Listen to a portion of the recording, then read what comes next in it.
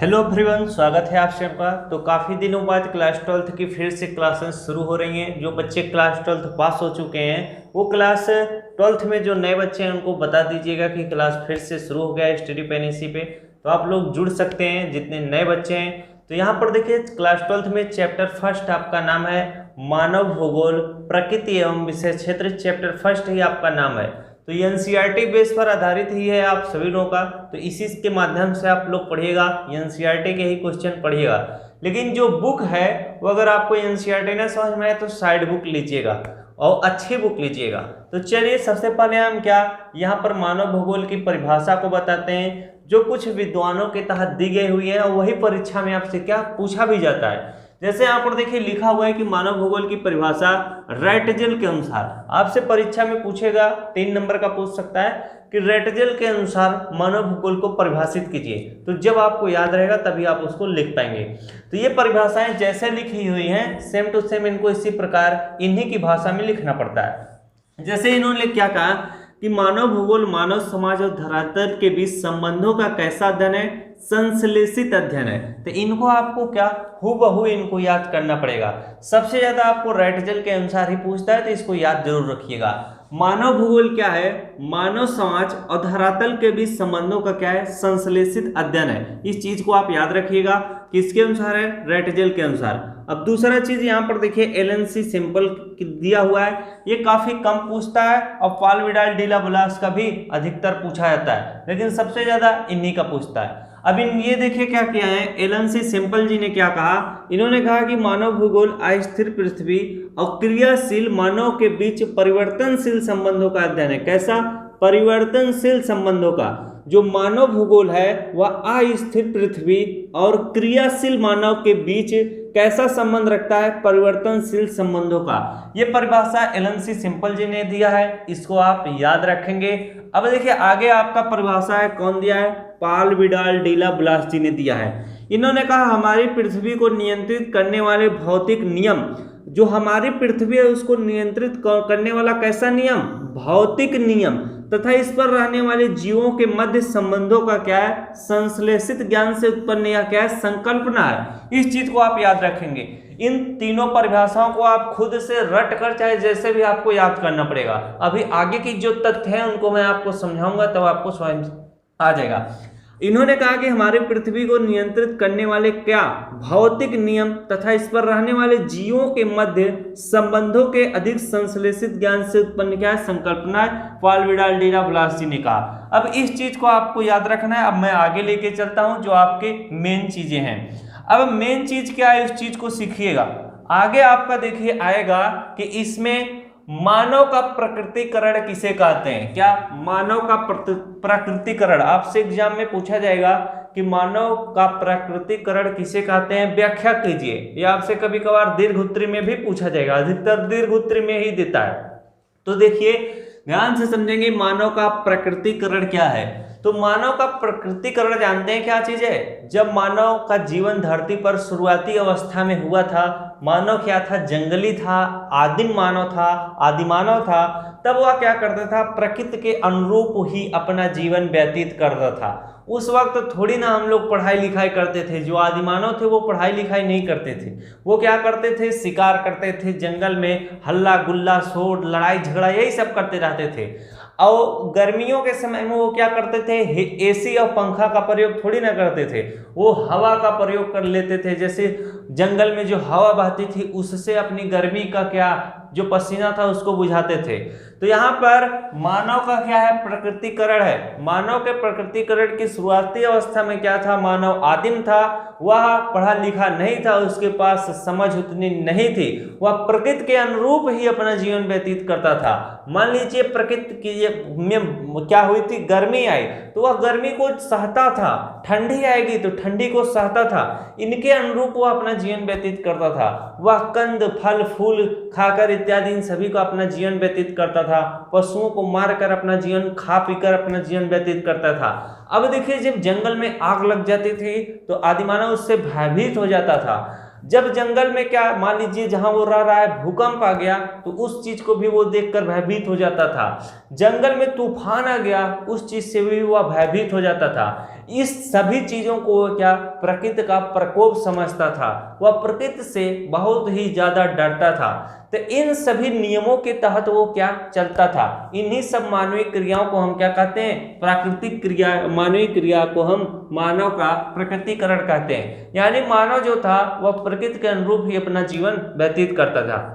अब यहाँ पर देखिए आगे क्या लिखा हुआ है कि प्रकृति का मानवीकरण किसे कहते हैं। ये आपसे पूछेगा, दीर्घ में ही पूछता है कि प्रकृति का मानवीकरण किसे कहते हैं, व्याख्या कीजिए। अब देखिए आपने समझ गया कि मानव का प्रकृतिकरण किसे कहते हैं। आगे लिखा है कि प्रकृति का मानवीकरण किसे कहते हैं। जैसे जैसे आदिमानव क्या समय बीतता गया उनमें भी बुद्धि का समझ आया, यानी वो भी क्या हो गए, बुद्धिमान होने लगे, उनमें जागरूकता उत्पन्न हुई, उनमें क्या संस्कृति सभ्यता इन सब चीज़ों का भी विकास हुआ।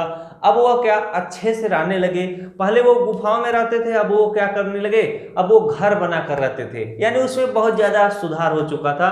अब वो हम मानव इस तरह से दिखाई देते थे। पहले वो आदिमानव थे, शरीर में खूब ढेर सारा बार, मुंह पता नहीं किस रिकिम का उनका चेहरा होता था। अब क्या हो गया, जब विकास हुआ, काफी समय बीत गए, तो आज का मानव क्या हुआ है, काफी अच्छे से सरवाइव कर रहा है। आज का मानव ही तो पुराना मानव था, यानी आदि मानव था। अब उसमें क्या हुआ, धीरे धीरे विकास हुआ, सुधार हुआ। अब वह क्या करता था, प्रकृति जो है जैसे गर्मी हुई तो वह वो गर्मी थोड़ी ना सहता, अब वह पंखा लगाता है, अपनी गर्मी बुझा देता है, एसी का प्रयोग करता है। ठंडी आती है, ठंडी में हीटर का प्रयोग करता है। वर्षा आती है तो वर्षा से बचने के लिए वह घर का प्रयोग कर रहा है। अब आंधी तूफान आता था, उससे भी वह बचने का प्रयोग किया है, वह अपने घर में रहेगा, सुरक्षित रहता था। यानी अब वह क्या प्रकृति के अनुरूप नहीं चल रहा है, अब वह प्रकृति में बदलाव करके अपने आप को बचा लेता है, यानी प्रकृति से अब उसका ज्यादा कुछ नहीं मायना रख रहा है। तो उसने क्या किया है, अब वह प्रकृति को अपने अनुरूप ढालने का प्रयास कर रहा है। यानी जैसे गर्मी हुई, गर्मी में वह एसी का प्रयोग कर रहा है, वह गर्मी से बच जा रहा है, थोड़ी ना यानी जंगलों का हवा लेने चले जाएगा। तो इन सभी चीजों को हम क्या कहते हैं, जब मानव प्रकृति के अपने अनुरूप ढालने का प्रयास कर रहा है, इन मानवीय क्रियाओं को हम क्या कहते हैं, प्रकृति का मानवीकरण कहते हैं। आई होप आप सभी को काफी अच्छे से समझ में आ गया होगा। आप जिन चीजों को एक बार में सुनेंगे तो आपको अच्छे से जरूर समझ में आएगा। अब यहाँ पर देखिए नीचे क्या लिखा हुआ है, नीचे भी आपका कुछ है। ये जो किताबों में इतना सब लिखा रहता है, इन सभी चीजों को आप लोग पढ़ा करिए। जब तक आप किताब को एक बार अच्छे से नहीं पढ़ेंगे, अब देखिए जो बच्चा पहला चैप्टर पढ़ा होगा और जो हम बता रहे हैं वो उसको बहुत ही अच्छे से समझ में आ रहा होगा, और जो पहली बार बस हम जो बता रहे हैं वही सुन रहा होगा उसको उतना से अच्छे से नहीं समझ में आ रहा होगा। ये हकीकत बात है, या तो बहुत टैलेंटेड होगा तो उसको समझ में आएगा। अब यहाँ पर देखिए नीचे भी कुछ लिखा हुआ है, इनको भी मैं आपको बताता हुआ चलता हूँ कि निश्चयवाद किसे कहते हैं, संभववाद किसे कहते हैं, इनको नोट कर लीजिएगा। निश्चयवाद किसे कहते हैं, संभववाद किसे कहते हैं, नव निश्चयवाद किसे कहते हैं, इन सब चीजों को जरा नोट करते हुए चलिएगा। तो निश्चयवाद देखिए क्या है, मानव भूगोल की ऐसी विचारधारा जो मानव शक्तियों की अपेक्षा प्रकृति की शक्तियों को ज्यादा क्या बल देती है, यानी उससे ज्यादा क्या सर्वश्रेष्ठ मानती है। इसको हम क्या कहते हैं, इसको हम निश्चयवाद कहते हैं। निश्चयवाद में क्या है देखिए, इसमें बताया गया है कि जो प्रकृति शक्ति है वह मानव शक्तियों की तुलना में काफी ज्यादा क्या है, बलशाली है।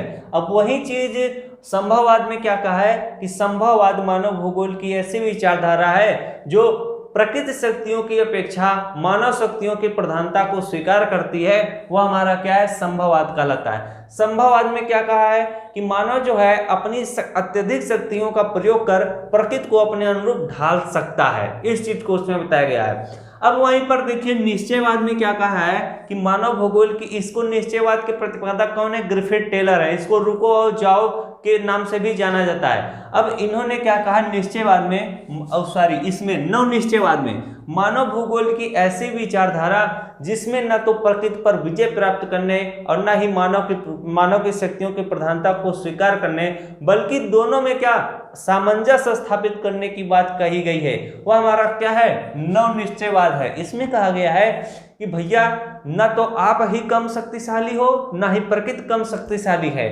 दोनों आपस में प्रेम भाव से रहिए, आपस में लड़ाई झगड़ा मत कीजिए। इस चीज को इसमें समझाया गया है। यानी इसमें यह हो रहा था कि मानव की शक्ति जो है वो प्रकृति की शक्ति से ज्यादा तेज हो गई है, वह प्रकृति को अपने अनुरूप ढाल ले रहा है। वही चीज इसमें समझाया गया है कि जब प्रकृति तबाही लाएगी तो मानव शक्ति छिड़ भीड़ हो जाएगी, कुछ काम नहीं आएगा। अभी अगर भूकंप आ जाए तो मानव शक्ति काम करेगी, नहीं काम कर पाएगी, सबका घर ढह जाएगा। अगर जल प्रलय आ जाए या ज्वालामुखी फूट जाए तो क्या मानव उसको रोक पाएगा, नहीं रोक पाएगा। इसी चीज को नवनिश्चयवाद में समझाया गया है अच्छे से कि शांति से रहिए, ज्यादा उत्पात मत मचाइए, नहीं तो प्रकृति का जब प्रकोप आएगा तो कोई बचेगा नहीं। अब आप इसे अच्छे से समझ गए होंगे। अब मैं आपको आगे लेके चलता हूं। आगे देखिए क्या लिखा हुआ है, एक सेकेंड आगे लेके चलता हूं। आगे लिखा हुआ है कि मानव भूगोल के आगे है मानव भूगोल की कल्याण अथवा मानवतावादी विचारधारा। इनको जरा आप ध्यान से देखेंगे। इसमें आपको क्या क्या कभी कभार ये भी पूछता है कि अमूलवादी, क्या पूछता है कि अमूलवादी, एक सेकंड रुक जाइएगा, पूछता है कि अमूलवादी विचारधारा को लिखिए। कभी कभार पूछता है लेकिन पूछता है। अब इसमें एक व्यवहारवादी विचारधारा है, इसको भी समझिएगा।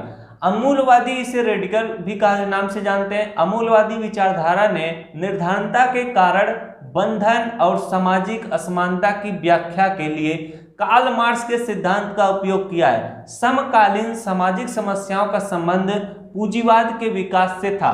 अब देखिए अमूलवादी विचारधारा ने क्या कहा है, इसने क्या निर्धनता के कारण, निर्धनता के कारण अगर गरीबी रहेगी, अगर मान लीजिए आप गरीब हो तो आप क्या क्या नहीं कर पाओगे, इस चीज को देखिए। निर्धनता के कारण आप बंधन बन सकते हो, जैसे आप किसी से उधार कर्ज लिए, आप नहीं चुका पा रहे हो तो आप उसके अधीन, उसके गुलाम बन सकते हो।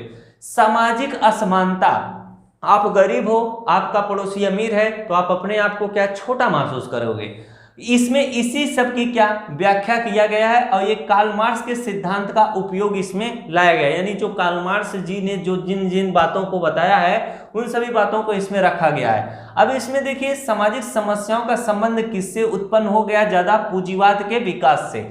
मान लीजिए आपका गांव में आप गरीब हो और आपके गांव में लगभग सभी लोग क्या अमीर हो जाएं तो आप कैसा महसूस करोगे, आप अपने आप को बहुत खिन्न भिन्न महसूस करोगे, बहुत अपने आप को गिरा हुआ समझोगे।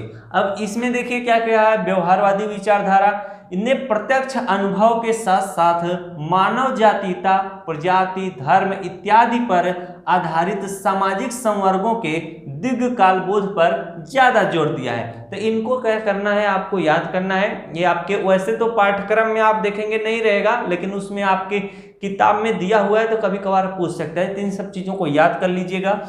यहाँ पर देखिए इसको अच्छे से नहीं लिखा गया है, जो मैं पुराना वीडियो पढ़ाया हूँ नोट्स वाला, उसमें मैं अच्छे से लिखा हुआ, आप लोग देख लीजिएगा। अब यहाँ पर देखिए नीचे लिखा है समय के गलियारों में मानव भूगोल। इसको देखिए मैं नहीं बताने वाला हूँ, ये पूछा भी जाता तो है लेकिन बहुत कम, रेयर केस में पूछा जाता है। तो ये काफी इजी है, इसको आप लोग देख सकते हैं। मानव भूगोल के क्षेत्र और उपक्षेत्र में आपको बता देता हूं। इसमें इस पार्ट में सबसे ज्यादा इंपॉर्टेंट यही था, प्रकृति का मानवीकरण, मानव का प्रकृतिकरण, निश्चयवाद, संभववाद, नव निश्चयवाद और मानव भूगोल की क्या परिभाषा।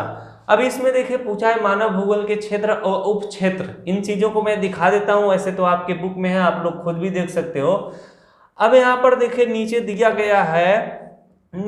गया है कि मानव भूगोल के क्षेत्र जैसे सामाजिक भूगोल, नगरीय भूगोल, राजनीतिक भूगोल, जनसंख्या भूगोल, आवास भूगोल, आर्थिक भूगोल, ये क्या है आपके मानव भूगोल के क्या है आपके क्षेत्र हैं। लेकिन इन क्षेत्रों को भी क्या है उप क्षेत्र हैं, इन क्षेत्रों के भी उप क्षेत्र हैं। कौन कौन से, जैसे सामाजिक भूगोल में क्या क्या आया, व्यवहारवादी भूगोल, सामाजिक कल्याण का भूगोल, अवकाश भूगोल, सांस्कृतिक भूगोल, लिंग भूगोल, ऐतिहासिक भूगोल, चिकित्सा भूगोल। उसी प्रकार से नगरीय भूगोल है। फिर राजनीतिक भूगोल में आया है देखिए निर्वाचन भूगोल, सैन्य भूगोल। अब यहाँ पर जनसंख्या भूगोल में यहाँ पर कुछ भी नहीं लिखा है, यानी इसके उपक्षेत्र, लेकिन आर्थिक भूगोल के उपक्षेत्र लिखा गया है। कितने हैं देखिए, संसाधन भूगोल, कृषि भूगोल, उद्योग भूगोल, विपणन भूगोल, पर्यटन भूगोल, अंतरराष्ट्रीय व्यापार का भूगोल। अब इन सभी चीजों का अध्ययन आप लोगों ने क्या क्लास 11th में अच्छे से किया होगा क्या।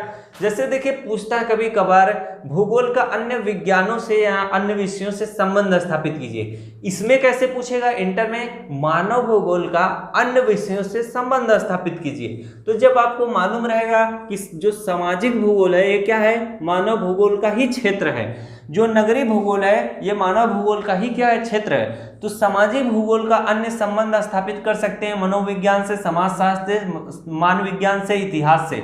जैसे देखिए सामाजिक भूगोल में हम क्या समाज के बारे में अध्ययन करेंगे, उसी तरह से समाजशास्त्र में हम क्या उन जो समाज में रहने वाले व्यक्ति हैं उनके खान पान, वेशभूषा, रहन सहन, उनकी संस्कृति, सभ्यता आदि का अध्ययन हम समाजशास्त्र में करेंगे। आई होप आप सभी लोगों को काफी अच्छे तरीके से समझ में आ रहा होगा। अगर मैं इस चीज को अभी समझाने लगूंगा तो वीडियो काफी बड़ा हो जाएगा, या अब इतना ज्यादा ये नहीं पूछा जाता है इसीलिए मैं बार बार कर रहा हूँ। फिर भी अगर आप लोगों को ये आवश्यकता होगी तो कमेंट कर दीजिएगा, मैं इसको अगले वीडियो में बहुत ही अच्छे से डिटेल में बताऊंगा। जो आपका मूलवादी विचारधारा था उन सभी चीजों को उसमें कवर कर दिया जाएगा। तो अगर वीडियो अच्छा लग रहा हो तो वीडियो को लाइक और चैनल पर पहली बार आए तो चैनल को जरूर सब्सक्राइब कीजिएगा। मिलते हैं आपसे नेक्स्ट वीडियो में, धन्यवाद।